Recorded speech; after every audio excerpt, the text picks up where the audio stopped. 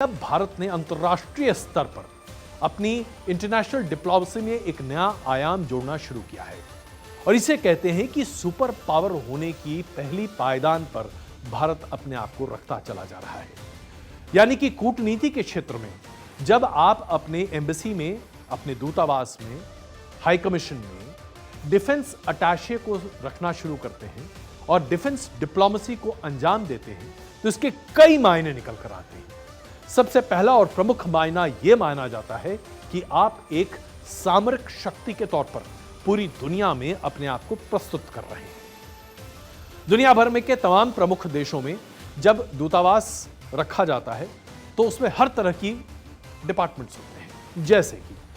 जाहिर सी बात है, राजनयिक डिपार्टमेंट तो होता ही है क्योंकि राजनयिक संबंधों को प्रखर और गाढ़ा करना होता है। कल्चरल डिपार्टमेंट होता है ताकि सांस्कृतिक संबंध एक दूसरे से बेहतर बने रहें। आर्थिक डिपार्टमेंट होता है ताकि तिजारत और उसके साथ व्यापार की बातें आगे बढ़ती रहें। और उसके साथ साथ डिफेंस अटैचे का पोजीशन होता है। डिफेंस अटैचे आमतौर पर उन देशों में रखे जाते हैं जहां कोई एक देश अपने दूसरे देश के साथ अपने सैन्य संबंधों को गाढ़ा बनाना चाहता है या फिर इसके साथ साथ ये बताना चाहता है कि हम हथियारों के एक अच्छे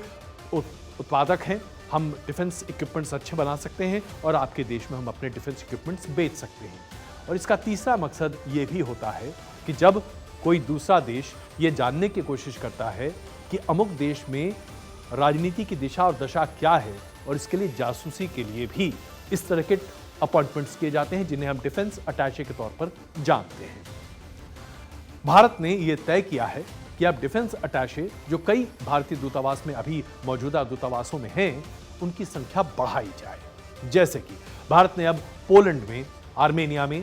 Tanzania, Mozambique, Djibouti, Ethiopia, Ivory Coast और फिलीपींस जैसे देशों में अब अपने डिफेंस अटैचे अटैच करने की कोशिश की है। यह घोषणा अपने आप में इसलिए महत्वपूर्ण है क्योंकि अब भारत का एक बड़ा ध्यान अफ्रीकी देशों पर है। अफ्रीकी देशों में भारत के लिए न सिर्फ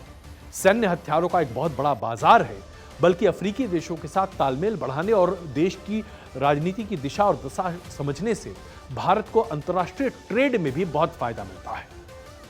तो इसके आधार पर जब भारत ने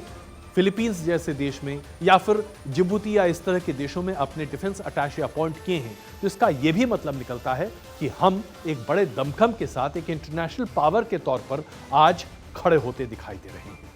इसके साथ साथ भारत ने डिफेंस अटैचे इन तमाम देशों में इसलिए भी अपॉइंट किए हैं क्योंकि चीन लगातार भारत को घेरने की कोशिश करता रहा है और ऐसे में चीन को मुंहतोड़ जवाब देने के लिए अगर सामरिक दृष्टि से भारत मजबूत स्थिति में अफ्रीका, एशिया, यूरोप और अमेरिका में नहीं दिखाई देगा तो फिर भारत एक महाशक्ति के तौर पर अपने आप को कैसे प्रस्तुत करे।